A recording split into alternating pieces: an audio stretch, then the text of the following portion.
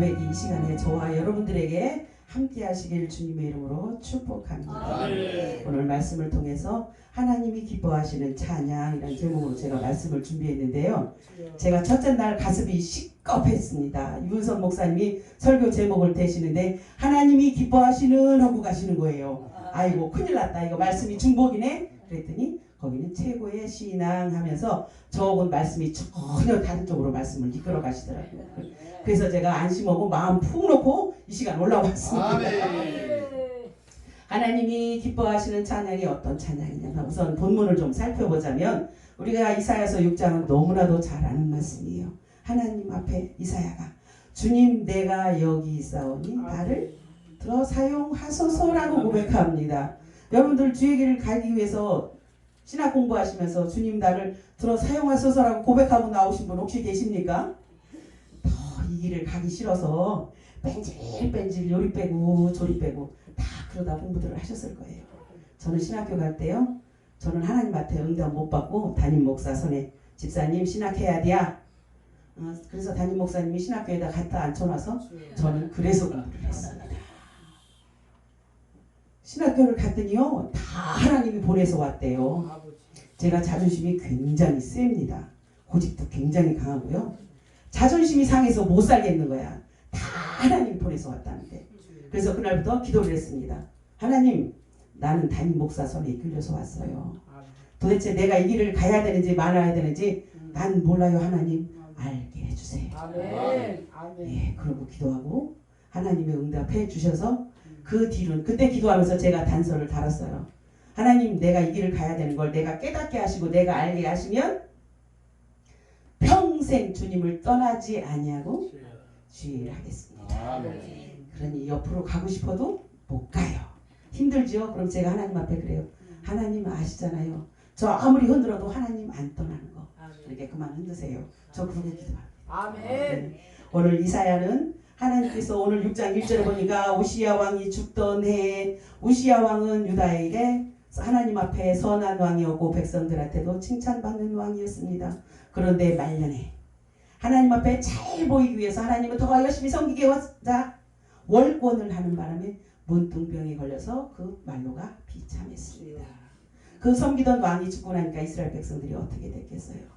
이사야가 하나님 앞에 기도하기 전에 6장 1절에서 3절 말씀해 보니까 천국에서 하늘나라에서 전사들이 하나님 앞에 창화하며 예배드리는 모습을 발견하면서 아 하나님이 계시구나를 눈으로 직접 목도합니다. 그리고서 4절 이하에서 보면 나는 죄인인데 하나님을 봤으니까 나는 죽게 생겼구나. 그러고 자기 자신의 잘못을 돌아봅니다. 엊그저께 어느 모임에 갔는데 우리 동기 목사님이 그러시더라고요. 앞에서 설교하시면서 목사님들 다니시면서 설교하시죠. 그러시면서 하는 얘기가 목사님 강단에 서서 말씀 선포한 대로 삶을 사십니까? 하고 묻더라고요. 거기서 무너졌어요. 우리는 물론 나를 향해서 하는 말씀이기도 하지만 성도들을 향해서 하는 말씀이다라고 얘기를 하면서 성경에 빗대어서 늘 말씀을 증거하잖아요. 그런데 내 삶은 그렇지를 못하다는 얘기죠. 맞아요. 그것도 저는 이제 식구들이 있을 때는 식구들하고 부딪히면서 살고 애들하고 부딪히며 사니까 하루에 이 뚜껑이 몇 번씩 열려요. 이제 그러다가 이제 지금은 혼자 있으니까 뚜껑 열릴 일은 없어요. 그런데 애들하고 있으면 또 누가 와 있으면 행동거지가 다르고 말투가 달라지고 그런데 나 혼자 있으면 그냥 툭 풀어져서 집에 있을 때는 동네 아줌마처럼 그러고 있죠. 그래서 그 동기 목사님이 그러고 얘기를 하는데 아 그래 저거다. 난 저걸 왜 못 깨달았을까. 하나님 잘못했습니다. 말씀 선포도 함부로 하면 안 되겠지만 내 말 내 입에 주어진 말씀대로 삶을 살도록 노력하겠습니다라고 제가 다시 다짐을 했습니다. 그래서 오늘 첫 번째로 하나님이 기뻐하시는 찬양은 경건한 입술의 찬양입니다. 우리 야고보서 3장 10절에 보면 한 입으로 찬송과 저주가 나올 수 있다 없다? 없다. 그런데 우리는요 나와요. 그럼 잘못된 거잖아요. 11절에 보니까 샘이 한 구멍인데 그 속에서 쓴물과 단물이 나올 수 있다 없다? 없습니다. 그런데 나오더라고요. 그 우리의 입술이 얼마나 중요한지, 우리 혀의 권세가 얼마나 중요한지. 민수기사에서 보면 이스라엘 백성들을 향해서 하나님이 말씀하시잖아요. 내 말이 내 귀에 들린 대로 내가 시행하리라. 그거는 축복하면서 살란 얘기예요. 저주하면서 살란 얘기예요. 축복하면서 살란 얘기예요. 그런데 우리는 축복보다는, 강단에서는 축복을 해요. 근데 강단 밑으로 내려가면 그러지 못할 때가 더 많다는 얘기죠. 그래서 경건한 입술의 찬양이 하나님이 기뻐하시는 찬양이다라고 얘기를 합니다. 잠언서 6장 16절에서 19절 말씀 제가 잠깐 봉독하겠습니다. 여호와의 미워하시는 것 곧 그 마음에 싫어하는 것이 6, 7가지니 첫째 교만한 눈과 거짓된 혀와 무죄한 자의 피를 흘리는 손과 악한 괴교를 꾀하는 마음과 빨리 악으로 달려가는 발과 거짓을 말하는 망령된 증인과 및 형제 사이를 이간하는 자니라 라고 얘기했습니다. 근데 여기서 한 가지도 안 걸리는 사람 혹시 계신가요? 한 가지도 안 걸리는 사람. 오늘 교만한 눈은 우리는 방글방글 방실방실 웃으면 한번 웃어보세요. 눈이 어떻습니까? 같이 스마일이 됩니다. 그런데 뭐가 기분이 나빠서 입이 조금만 나오면 눈은 네, 그거 뭐 더 이상 말씀 안 드리겠습니다. 늘 웃어야 된다라고요. 왜? 하나님이 나와 함께 하시고 죄에서 구원받아서 내 삶이 어때요? 감사와 기쁨이 넘치는 삶이 돼야 된다는 얘기를 하는 거예요. 그런데 우리는 시시때때로 인상 쓰고 아무것도 아닌 일에 기분 상해서 인상 쓰고 혼자 털어져 있고 그러지 말라는 얘기예요. 저도 뭐 기분이 나쁘면 얼굴에 참 잘 드러나는 편이에요. 감정을 잘 못 숨기는 편인데 그래도 나름대로 참고 참느라고 애를 많이 쓰는데 그래도 얼굴에서는 보여요. 근데 우리가 하나님 앞에 경건한 찬양으로 예배를 하면 우리 눈과 입술이 어떻게 될까요? 날마다 스마일이 됩니다. 우리 예수 안 믿었으면 여기서 건강하게 이렇게 찬양하며 예배하며 살 사람이 몇이나 돼요? 저 세상 가운데 가서 발바닥이 낯뜨거워 할 정도로 뛰실 분들도 많으시고 죄송하지만 이 세상에 안 계실 분들도 계시고 하나님이 함께 하시고 붙잡고 계시기 때문에 저와 여러분들은 감사와 기쁨이 넘치는 삶이 되어야 된다는 얘기를 하는 거예요. 그런데 그러고 살지 못하고 있으니까 참 허무하더라고요. 그래서 하루는 제가 앉아서 제 자신을 한번 돌아봤습니다. 주의 종이라고 얘기를 하면서 내가 얼마나 경건하게 살고 이렇게 살았는지, 또한 내가 말씀을 선포한 대로 내가 얼마나 실천하면서 살았는지. 그랬더니 그 다음부터는요, 말씀 전하는 것도 자유롭지 못하고 행동하는 것도 자유롭지 못하더라고요. 제가 이제 주중에 예배드리러 가는 교회가 몇 군데가 있는데 거기 가서 말씀 전하는 게 그렇게 부담스러울 수가 없어요. 또 그 중에 하나가 우리 모임에 나와서 목사님들 설교하신 대로 준행하시면서 사십니까? 말씀대로 사십니까? 라고 말씀을 했던 목사님에 가서 제가 말씀을 선포해요. 한 달에 2번 가서 거기 가서 말씀을 선포를 하는데요. 야, 이게 가시방석이 따로 없어요. 그래서 하나님 이 마음 제해 주세요. 왜? 하나님이 나한테 주시는 대로 달란트대로 저는 말씀을 선포하는 것뿐인데 그 말씀 하나 때문에 가려져서 내가 말씀이 조심스러워지고 신경을 쓰게 되면 말씀이 말씀되지를 못하니까 하나님 이 마음 제해 주세요. 가서 기도를 합니다. 그리고 또 보니까 거짓된 혀 있고 교만한 말도 있다라고 얘기를 합니다. 속이는 거짓말도 있고 감정적인 말도 있습니다. 누가 나한테 나는 아무 의도 없이 그냥 바라봤을 뿐인데 뭐야 왜 나한테 눈을 겨? 많지요. 예, 많습니다. 예, 저 같은 경우는 또 인상이 곱지를 못하니까 그런 경우들이 굉장히 많아요. 근데 절대 그런 의도가 아니에요. 그럼에도 불구하고 나 혼자 스스로 그렇게 무리에서 떨어져 나와 있고 나 혼자 스스로 상처받고 시험받을 때도 많더란 얘기예요. 그것들을 우리 목회자들은 더욱더 딴 사람들보다 더욱더 조심해서 해야 하는데도 불구하고 우리는 그러지 못한다라고 얘기를 합니다. 경건한 입술로 찬양을 하는데 우리 입술이 거짓된 혀와 거짓되는 말을 가지고 사람들을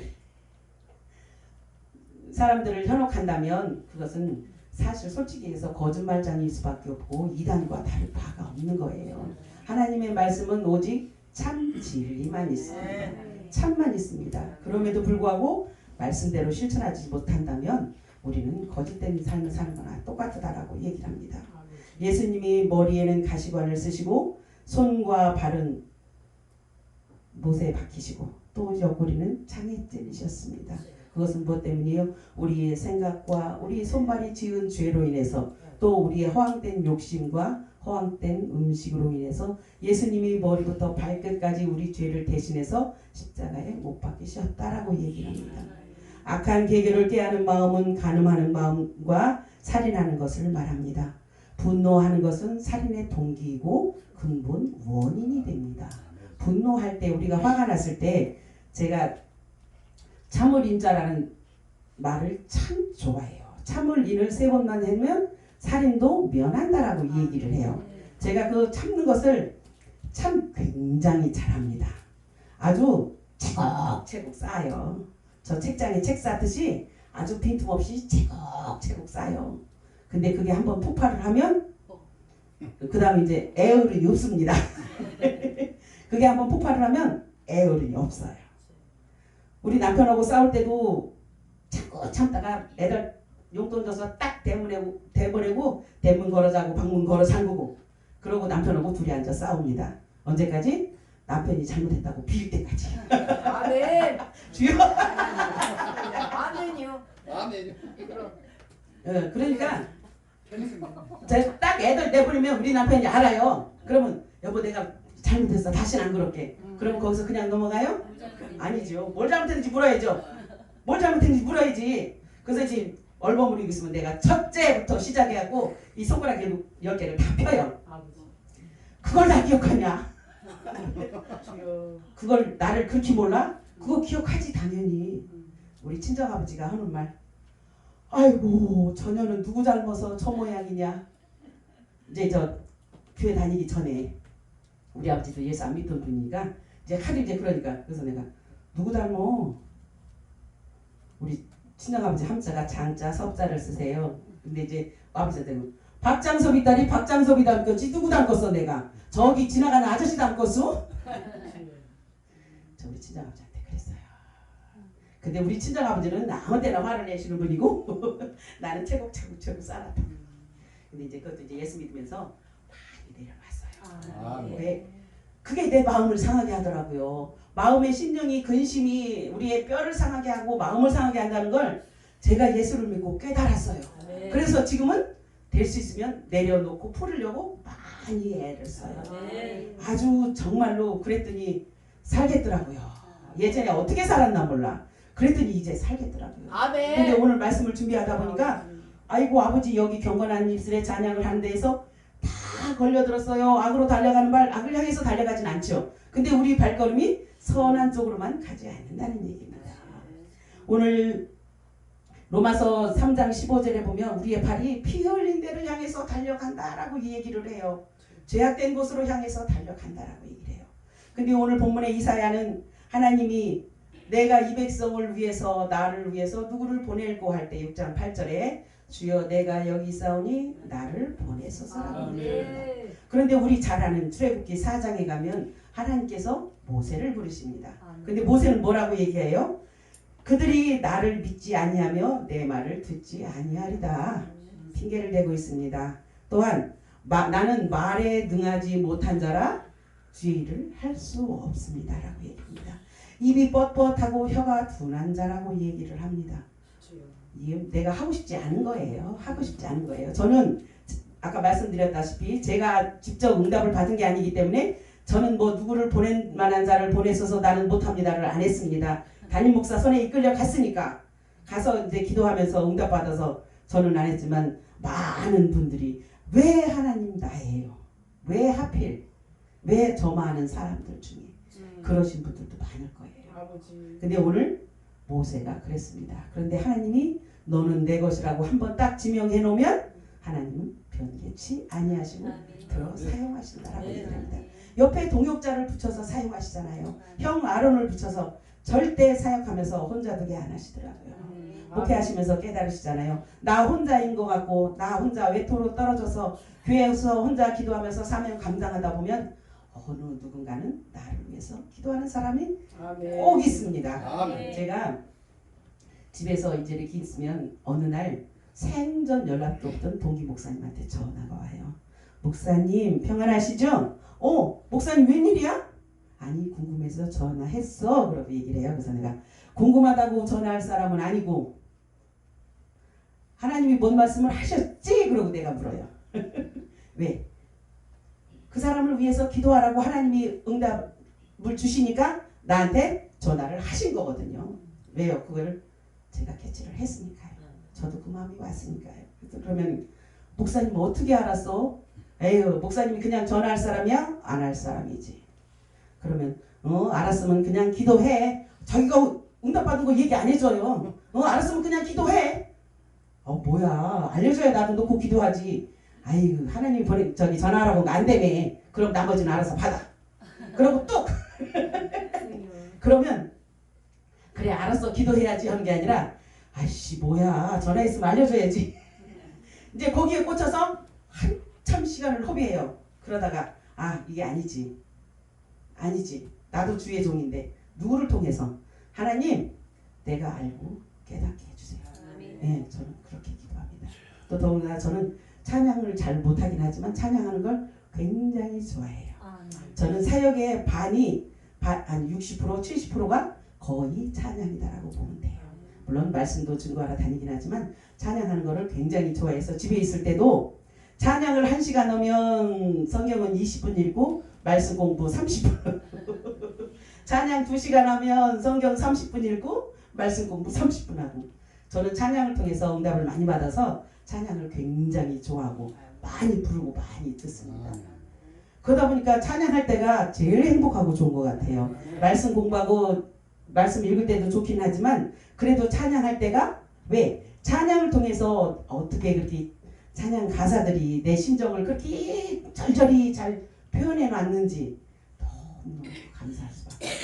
아까 우리가 불렀던 찬양도 성령 하나님 상한 내 마음 만져주라고 얘기를 하잖아요. 누가 만져주시겠어요? 남편이 옆에 있는들 자식이 옆에 있는들 내 상한 마음 저들이 아나요?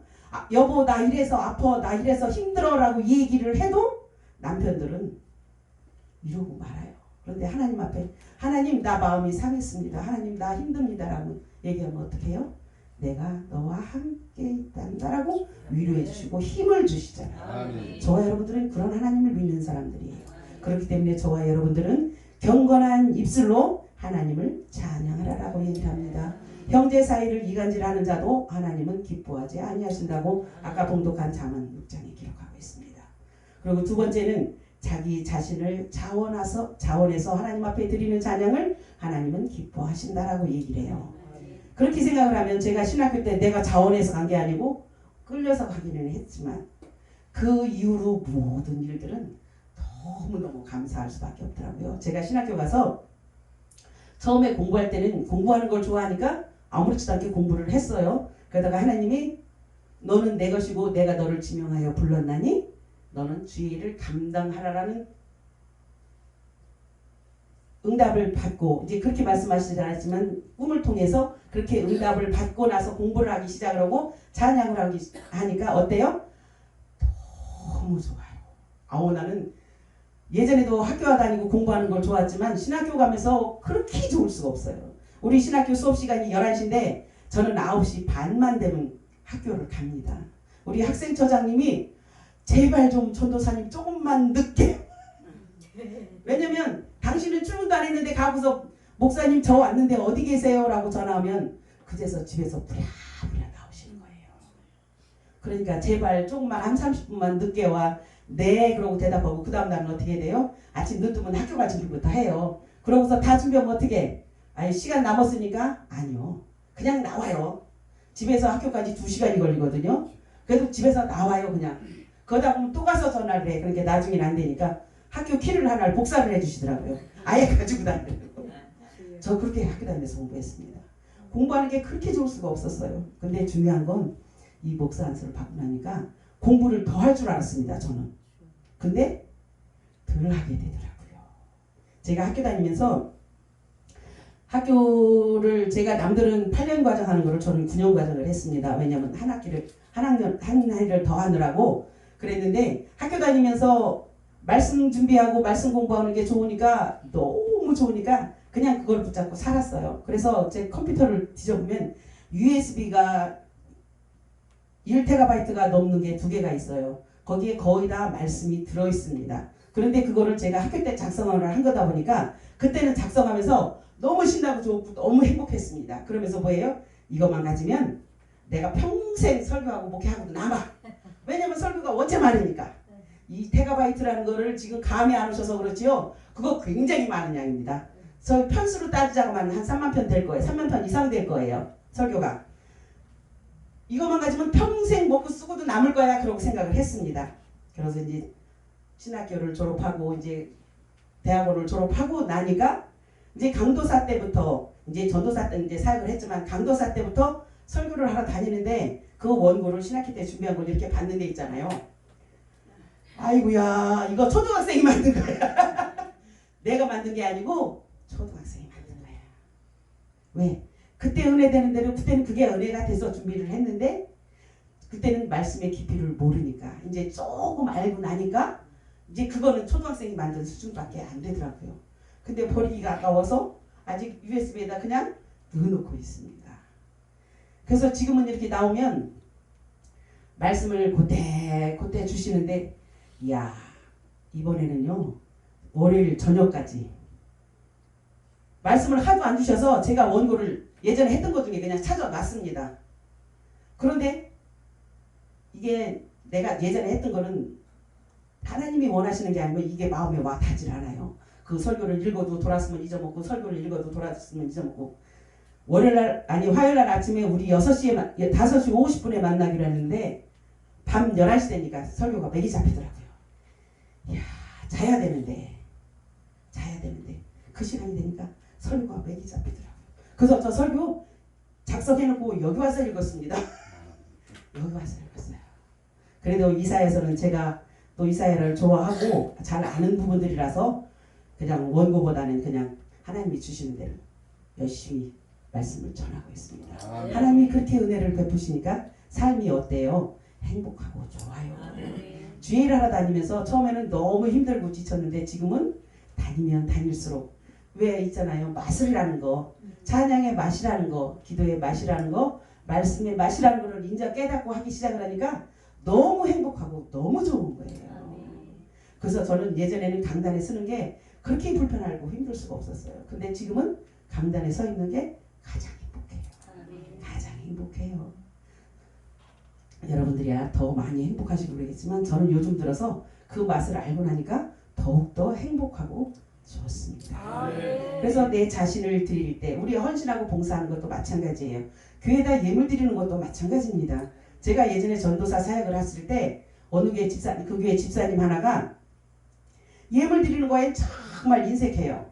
그런데 교회에 누군가 하나 오면 그 목사님 모시고 가서 식사 대접하고 기름값 제공하는 것까지 다 자비량으로 해요.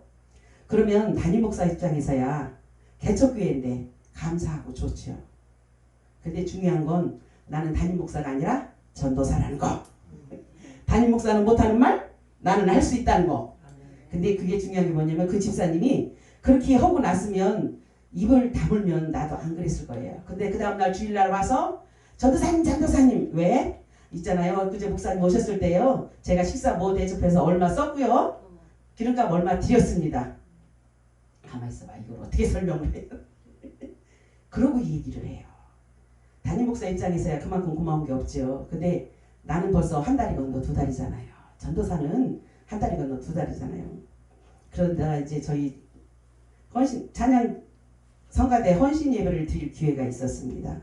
헌신 예배가 드릴 기회가 있어서 원고를 작성해서 딱 올라갔는데 그거하고 상관없이 예물 쪽으로 딱 끌고 가시더라고요. 설교를 작성해서 올라갔는데 설교하고 상관없이 그래서 하면서 얘기를 하면서 감사 예물은 자원하는 마음으로 드리는 거 맞습니다. 11조는 자원하는 마음이 아닙니다라고 얘기를 했습니다. 그러고서 감사 예물 드리고 아까걸랑 드리지 마세요 그랬어요. 제가. 아멘. 아깝다는 생각 들면 드리지 마세요. 그건 자원하는 게 아니에요. 남들한테 보이기 위해서 드리는 거지. 아깝거나 드리지 마세요라고 얘기를 하고 왔습니다. 담임 목사님이 이제 그날은 계셨으니까. 근데 그 다음에 또 담임 목사님이 안 계셔서 제가 이제 설교를 하러 올라가서 그때도 이제 말씀에 대해서 얘기를 하면서 자원하는 심령은 뭐고 억지로 드리는 심령은 뭐고 하면서 어떻게 하다 보니까 또 헌금 얘기가 나왔어요. 그때도 지금처럼 아까우면 드리지 마세요. 하나님 거지 아니에요. 하나님이 없어서 여러분에게 드리라고 하는 게 아니잖아요. 그러니까 하나님 거지 아니니까 드리지 마세요. 그때도 좀 강했습니다. 지금도 강하지만 지금은 많이 순화돼서 많이 얌전해진 거예요. 아주 말투도 싸납고 그러다 보니까 그러고 또 아니다라고 생각하면 지금은 그래도 웃기래도 하죠. 그때는요 얼굴에다 내천자 딱 그리고 딱 선포를 하면 무섭다고 얘기를 할 정도로 그러고 왔더니 교회가 발칵 뒤집어졌어요. 전도사님이 또 헌금 얘기했다고 담임 목사님한테 전화가 왔어요. 우리 목사님 나도 안 하는데 당신은 헌금 강조를 못하는데 왜 전도사가 하느냐고 얘기를 하시더라고요. 그래서 목사님 다 강단에 세우셨으면 내 맘대로 해도 되잖아요. 그리고 내가 허락해서 하는 게 아니라 성령님이 시켜서 하는 거잖아요. 그리고 그게 잘못된 말이에요? 잘못됐다고 하던가요? 그러고 그랬더니 목사님에게 꼬리가 확 내려갔어. 이제 그 집사님이 왜 전도사님은 그렇게 설교를 하느냐고 가서 담임 목사님한테 따진 거예요. 그래서 사모님한테 물어봤더니 헌금 강조를 했다라고 얘기를 하니까 이제 그것만 생각하시고 담임 목사님이 화가 나서 나한테 전화를 하셨어. 그래서 내가 목사님 나는 원고대로 한 게 아니라 가서 말씀 증거하면서 성령님이 이끄시는 대로 했습니다. 제가 잘못한 거 있으면 수정하겠습니다. 그런데 말씀을 전하면서 헌금도 마찬가지, 신앙생활도 마찬가지, 기도생활도 마찬가지 성령의 표준에서 맞춰서 말씀을 전해야 그게 정상 아닙니까? 라고 내가 담임 목사님한테 대놓고 물었습니다. 그리고서 내가 그랬어요. 그거 조심스러우면 앞으로 저 설교시키지 마세요. 참 용감하지요. 교육전도사가 앉아서 담임 목사님한테 나 마음에 안 들면 설교시키지 마세요. 야, 그렇게 해도 안 변해요. 안 변하더라고요. 정말로 안 변해요. 지금은 제가 그 교회에서 나와서 목사 안수를 받고 목사 안수를 받으려고 그 교회에서 나왔습니다. 근데 그 목사님이 내가 없으니까 내가 얼마나 당신의 든든한 기둥이었는지를 이제 아시는 거예요. 아멘. 목사님만 오면 끝나. 저한테 전화하셔서 하는 말이 목사님만 오시면 우리 교회 좀 부흥될 것 같아. 목사님만 오셔서 기강을 좀 잡아주시면 이제 우리 교회는 끝장나. 부흥할 거야. 그러니까 오세요. 하나님 앞에 기도하세요. 저한테 하지 말고 하나님 앞에 기도하세요. 왜? 하나님이 허락하셔야 가는 거지. 이 사람의 생각으로 가면 안 되잖아요. 아멘. 하나님 앞에 기도하세요. 예, 그게 지금 4년째입니다. 그게 지금 4년째입니다. 하나님의 솜씨가요, 하나님의 은혜가요, 얼마나 새록새록 놀랍고 은혜가 되는지 아주 저는 요즘 너무 행복하고 너무 좋아요. 아멘. 하나님을 이렇게 예전에는 학교 다니면서 저 평신대 때 기도할 때는 하나님은 나 사랑 안 하시나 봐. 왜 나만 모른 채 하고 나는 기도 응답도 못 받고 하나님 나는 왜 그러고 살아야 돼요? 살 때도 많았습니다. 그런데 지금은요. 날마다 기도할 때마다 응답이 있는 건 아니지만 하나님께서 꿈결에라도 나는 널 사랑한다라고 고백을 하게 하시고 하나님이 말씀을 해주시더라고요. 나 꿈결에 하나님이 말씀하시는 걸 듣고 자다 말고 아멘 하고 소리를 질렀어요. 근데 그게 나 혼자 있으면 괜찮은데 우리 동생이 옆에 있다가 동생이 깨가지고 언니 가위 눌렸어. 예수를 안 믿으니까 언니 가위 눌렸어. 아니요 하나님과 만나고 있는데 왜 깨워. 요즘 그렇게 행복하게 사역을 하고 있습니다. 세 번째, 환경을 초월하는 찬양을 하나님께서 기뻐 받으신다. 여호와를 기뻐하라 내 길을 이루시리라라고 얘기를 합니다. 내 입을 넓게 열라 내가 채우리라라고 말씀을 하셔요. 우리는 잘 아는 말씀처럼 예레미야 33장 3절에 내 입을 벌려서 크게 부르짖으라 내가 내게 응답하겠고 크고 비밀한 일을 알게 하리라라고 말씀을 하십니다. 우리는 하나님의 뜻을 저는 제 자신은 생각을 하거든요. 나는 하나님의 뜻을 10,000,000분의 1도 몰라.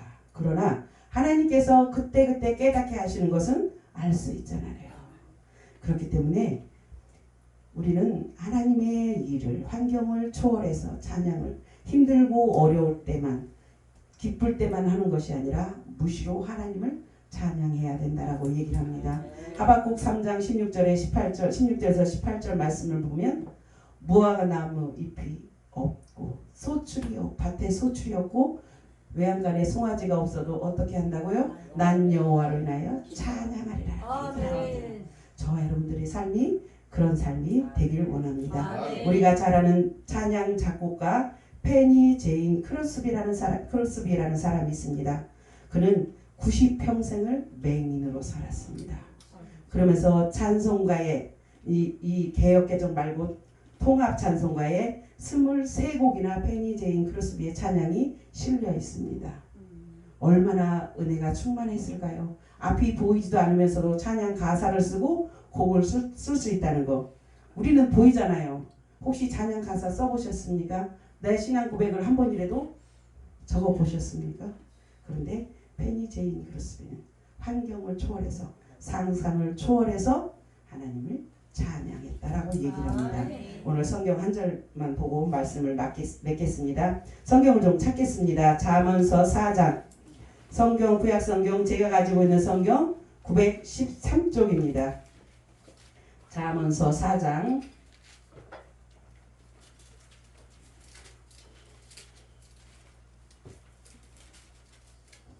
구약성경 913쪽 잠언서 4장 24절에서 27절 말씀입니다.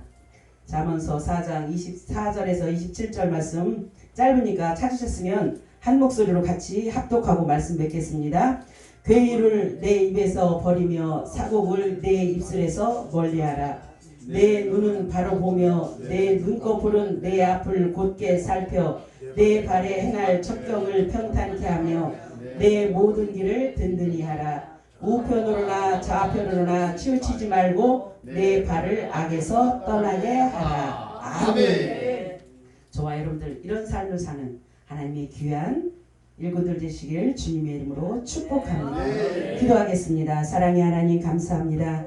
이 시간 하나님이 기뻐하시는 찬양이라는 제목을 가지고 함께 은혜를 나눴습니다. 시간과 공간을 초월하며 환경을 초월하며 우리의 처지를 초월하며 하나님 앞에 예배하며 찬양할 수 있도록 이 시간 머리 숙여 기도하는 심령들 가운데 성령님이 임재하여 주옵소서. 날마다 축복하시고 인도하셔서 기뻐 뛰며 주님을 찬양하기에 조금도 부족함이 없도록 붙드시고 이끌어 주시옵소서. 감사드리며 예수님의 이름으로 기도드립니다. 아멘. 찬양하시면서 준비한 예물 봉헌하겠습니다.